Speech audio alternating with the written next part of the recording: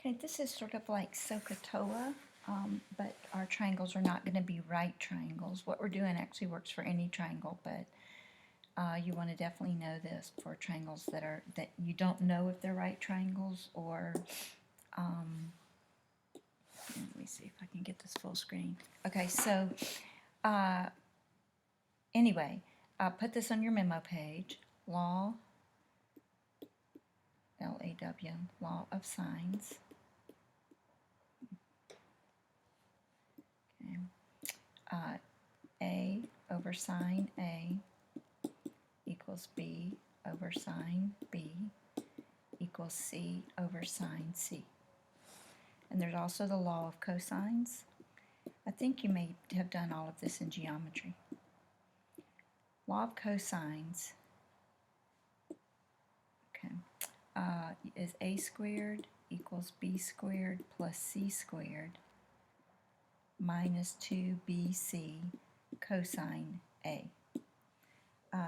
So anyway, in other words, you use this if you know something about all three letters A, B, and C.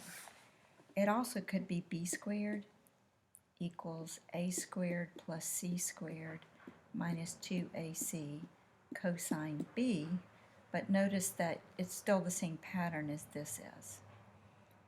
So really you could just memorize this or write it on your note card.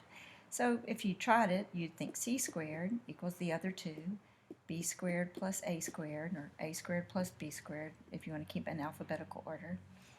A squared plus B squared minus 2AB, and it ends with cosine of C, just like the other ones ended with the letter that they started with. So how do you decide when to use law of sines and law of cosines? And again, you can have these formulas definitely on your note card. Okay, so let's do the one we were doing in class. All right, so little a is 25, little b is 12, and angle B is 18. If you have two of the same letter, you're going to use law of sines, because you can say A over sine A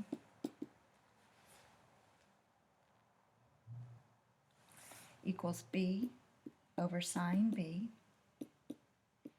Then I'm going to cross multiply and say 12 sine A equals 25 sine 18. Then I'm going to divide by 12. So I have sine A equals, now let's get out our calculator and check our mode. We want to be in degrees, so I'm going to change to degree mode. And then I'm going to go to second quit, clear the screen, and I'm going to type in these numbers. 25 sine 18 divided by 12. 25 sine 18 divided by, close your parentheses, divided by 12.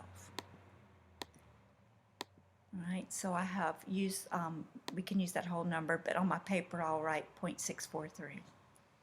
Alright, so right now I have sine of A.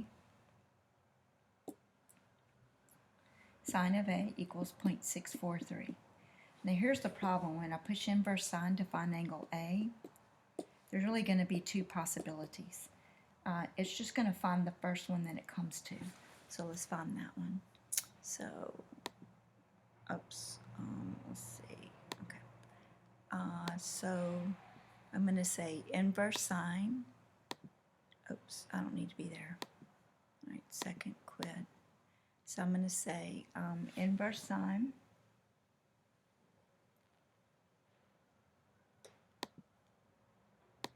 and then I'm going to go up and enter this so that I'm not rounding. You do not want to round off during the problem. So I get 40.075 degrees.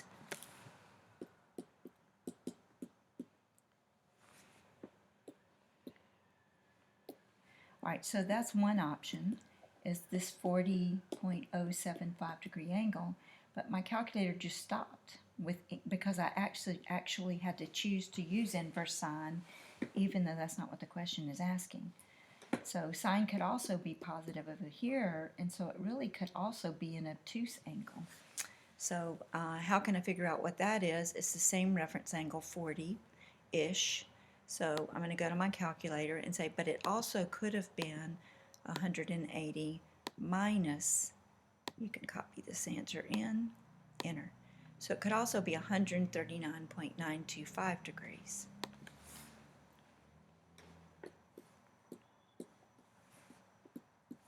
All right, so you see that would be answer choice E. There is something, oh, I want to show you what's happening here on my website. If I go to our site, Pre-Cal Topics, and I go to Law of Sines, here it is, Law of Sines and Cosines. There's this great animation here that shows you what's happening.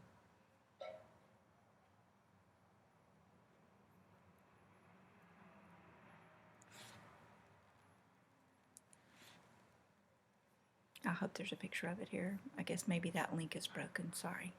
Let me go back to another one. Let's try this one.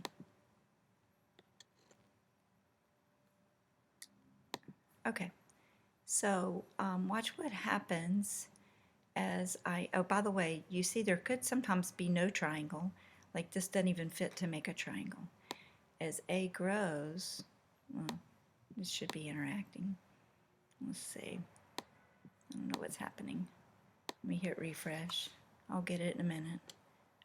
One of the illustrations for you. Maybe I grab this. Okay, there we go. All right, so A is not even long enough to make a triangle.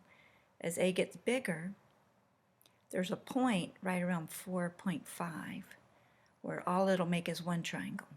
But if A gets bigger, do you see it could be this acute angle, or it could be this obtuse angle with all of the same given elements, because you know angle A, but you don't know B or C. And so your calculator will find acute. You need to subtract it from 180 because it could also be obtuse. All right, so that's part one of this, and I have to answer a text from a girl I'm tutoring, and so I'll send a part two in just a minute.